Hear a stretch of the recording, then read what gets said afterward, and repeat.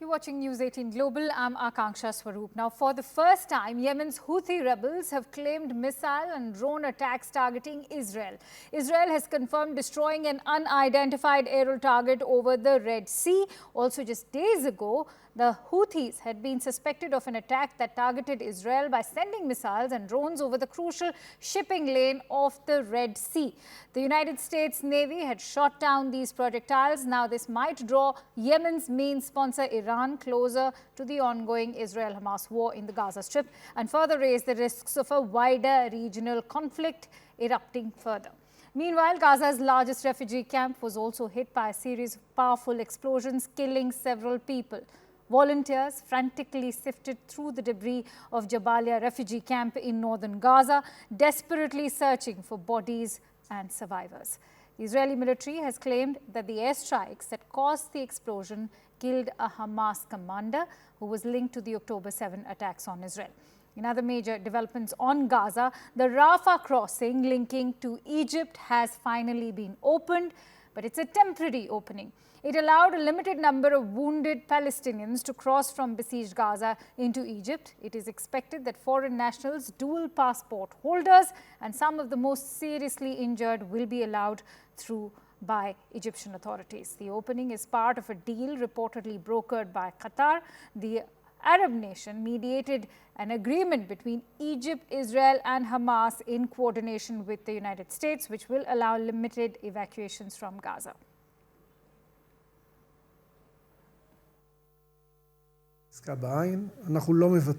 We do not see a deal in sight. We haven't given up on any efforts to bring back our hostages in any way possible. We will not give up, but as of today, we do not see a deal in sight. Regarding the Houthis, let us say that this thing is intolerable, but I will not use this meeting to elaborate, to make it clear to our enemies what awaits them as long as they continue this defiance. Egypt is a friend. We have had peaceful relations for decades. We understand it is important for Egypt to prevent an influx of displaced Palestinians from Gaza. We are in discussion with them. I am in touch with my counterparts in Egypt. What we care about is, even if that is what they are concerned about, that medical treatment would still be given to casualties in hospitals.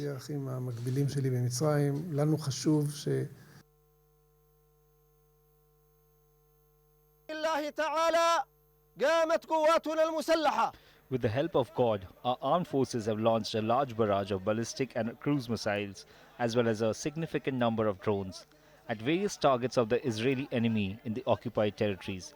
The Yemeni armed forces affirm that this operation is the third in support of our oppressed brothers in Palestine.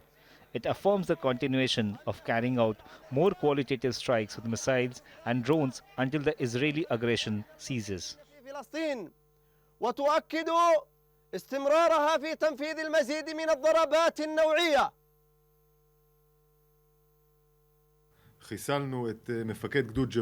Our forces are currently fighting deep inside the Gaza Strip. They are killing terrorists in close-range combat, conducting coordinated strikes on terror targets from land, air, and sea. During the afternoon hours, infantry and armored forces secured a central Hamas stronghold in the west part of Jabalia. This stronghold served as a training center for the October 7th massacre and as a passage to the coastline from where additional terrorists set off to perpetrate the October 7th massacre. In the course of the fighting, we eliminated many terrorists and destroyed terror infrastructure. This is complicated combat, some of which is face-to-face combat. During the combat, we lost soldiers. של המבנה ותשתית תת-קרקעית של מנהרות שנמצאת מתחת למחנה קרסה והפילה מבנים נוספים. My name is Dr. Fateh Al-Hassan. I came in Gaza, Palestine here since 3 months ago for a visit. After that, the war goes up. We spent here 3 months without any minimum parameter for the life. No water, no food, no shelter, nothing. We open our eyes on the dead people and we close our eyes on dead people. If this what happened in any other country, in Europe for example, or other country even in the desert, they will be combined together and to wash us I am talking to the people, to all the people in Europe, especially the people in America. Yes, you have to feel Allah subhanahu wa ta'ala, and you have to love for yourself as you love to others. And I would like to remind also that the main job of Allah subhanahu wa ta'ala is what you did today, you will begin later on. So the time is walking around. Now, even though temporary, the opening of the Rafah border crossing linking Egypt is the first since the start of the Israel-Hamas war on October 7. But what happens in Gaza now, and what is Israel's endgame, especially after the destruction of Hamas? International human rights attorney Arsen Ostrowski shares his insights from Israel in a CNN News 18 exclusive listening. Arsen Ostrowski, welcome to CNN News 18. Now, Hamas has recently shared a video of the Israeli hostages amid confirmation of the heinous killing of Shani Luke, who was kidnapped by Hamas terrorists from the Nova Music Festival. There's no question more burning than whether Israel's attacks on Gaza will endanger these hostages. The state does not have the mandate to sacrifice hostages in this war. I'd like to know your thoughts.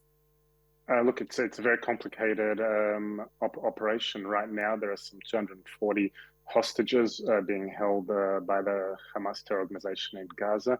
This includes at least 30 children. There are also elderly or women.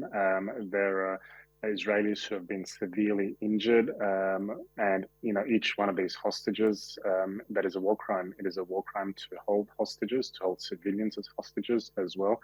And we need to hold Hamas accountable. We also need to remember that it's not only Israelis, but they're also dual nationals from all over the world, including Europe and elsewhere in North America, that are being held hostage by the Hamas. Israel, like India, like any nation, will do whatever it must militarily in order to secure their release and explore all avenues, diplomatic and otherwise, in order to do so. But it will be a very difficult and complicated mission. But I can assure you, certainly from our perspective here, that Israel will leave no stone unturned in doing everything possible in order to secure their release and bring them home. Arsen, UN's credibility is being questioned, especially when it has failed to condemn Hamas's actions on October 7. India was one of the countries that abstained from voting at the UNGA because it felt the world should not buy any justification of terror acts. Is the international community at the moment failing to address concerns over terrorism? Look, I think after what we've witnessed in the last few weeks, and in the last week especially, both at the UN and the comments by the Secretary General, the United Nations has very limited, if any, credibility left. The UN General Assembly only a few days ago passed a resolution calling for a ceasefire, but without even mentioning Hamas, let alone calling for the hostages to be released. And only a day or so prior to that, the UN Secretary General, the head of this world organization, this body that is meant to promote peace and security, and actually said that this massacre did not occur in a vacuum. That is a horrendous thing to say, and tantamount to a justification to the heinous, barbaric, and savage crimes that we saw. So I'm terribly sorry to say, but the UN right now is not exactly the most credible player in this region. Arsen, do you see a shift in US stance, where it is now pushing Israel for a humanitarian pause, if not a ceasefire? Many are calling Washington's policy shift abrupt. How do you view it? Look, I'm not sure it's such an abrupt policy shift. We also need to reiterate and be very clear that the US administration, both from the White House and within Congress as a whole, has been unequivocal in their support for Israel, in their condemnation of the Hamas terrorists, and also importantly for demanding the immediate, unequivocal and unconditional release of all the hostages. Now, there is nothing wrong, and I think it's actually a positive and a necessary goal in the same on the same hand that we're fighting the Hamas. Yes, important to get aid into those in Gaza that are struggling. And quite frankly, that are being held as a hostage, essentially, and being used as pawns by the brutal Hamas leadership terror organization there as well. Israel is not precluding any humanitarian aid going into Gaza. There's also the Rafah crossing with Egypt as well. But Israel, like of course any other nation, will have to make sure that no equipment and no supplies go into Gaza that can be then used by the Hamas terror group for terror purposes. And we've already seen that Hamas is using and siphoning fuel and energy and resources and medical supplies from UN organizations like UNRWA. And it's really quite inconceivable that when we're talking about a supposed humanitarian crisis in Gaza, yet somehow Hamas has no shortage of electricity, of communications equipment, of fuel and energy in order to operate their terror tunnels, in order to fire their rockets. Some 8,000 plus rockets have already been fired in the last few weeks, and to continue their ongoing terror operations. So I think those that are looking for answers in terms of why there is a humanitarian situation need to look squarely at the Hamas. Also, how do you weigh in on Chinese engagement in the Hamas-Israel conflict? Because remember, there were reports indicating that U.S. Secretary of State Antony Blinken had a meet with Chinese Foreign Minister Wang Yi when he was visiting the U.S. and the Hamas-Israel conflict was one of the high priority talks during those high-level delegation talks. Is China's engagement also a bit superficial? What does China have to gain from this conflict? Look, I'm not an expert on Chinese relations, so I can't comment on any degree of expertise or authority in that particular regard.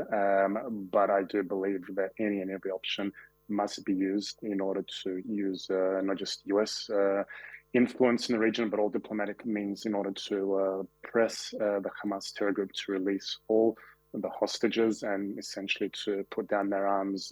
If people want to see this resolved, if they want to see people of Gaza and Israel come back to life properly, then Hamas needs to disarm immediately and release all the hostages, and whatever means that need to be applied in order to get there, whether it's militarily by Israel and of course any diplomatic means through our allies and other regional actors, then that should be pursued.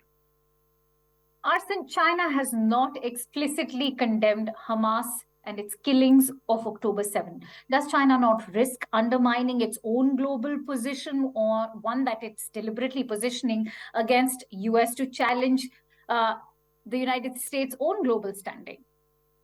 Look, I think every nation on earth, not China, every country on earth who saw what we saw on October 7th, who was absolutely aghast at the heinous, barbaric, and savage scenes that we saw in the news that is coming, and looking at children being ripped from their parents and hostages being taken, must unequivocally and immediately and without reservation condemn Hamas terror group and call for the immediate release of all of the hostages. I think that needs to be done by all countries, including India, including China. Every country. China, of course, has a veto power also at the UN Security Council, so their voice is extra important. So every country must, indeed, those that care for peace, those who want to see this resolved, must immediately and unequivocally condemn Hamas. We all know a violent mob went on a rampage looking for Israelis and Jews chanting anti-Semitic slogans and Allahu Akbar at the Dagestan airport. What does it speak of the failure of Russian law enforcement authorities? And how do you view the conflict now endangering the position of Jews all over the globe? Yeah, I mean, look, I think it's not only Russia. What we're seeing is this war being spilled over on the streets, not only in Russia, but we're seeing in Europe, in London, and campuses across America as well, which we're seeing not something that is not pro-Palestinian protests, but really is pro-Hamas protests. It's really protesters calling for jihad, calling for violence, calling for intifada, calling from the river to the sea, Palestine will be free, which is a calling cry for the destruction of the state of Israel. They're defending and legitimizing and excusing Hamas war crimes. So we certainly saw that with Russia just a few days ago, which was really ugly, jarring scenes, and quite frankly reminiscent of barely a century ago when we had the state-sponsored pogroms there. So I would hope that the Russian authorities take immediate action, as I believe some steps have already been taken in order to identify and charge those who have been responsible.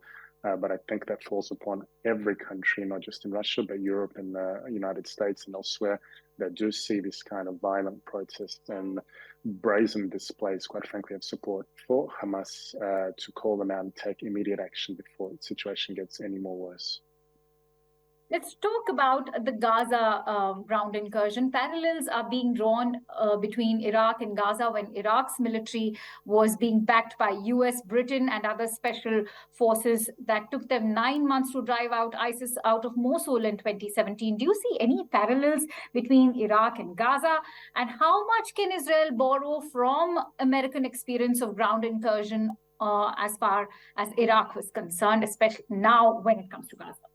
Look, I don't think there is any parallel here because, quite frankly, what we saw on October 7th, the sheer barbarism and savagery and monstrous evil is without precedent and without parallel in recent time. And quite frankly, not since the Holocaust have this many Jews been massacred in a single day. So what we saw on October 7th is without precedent. So I don't think it's fair to compare it to other hotspots of conflict.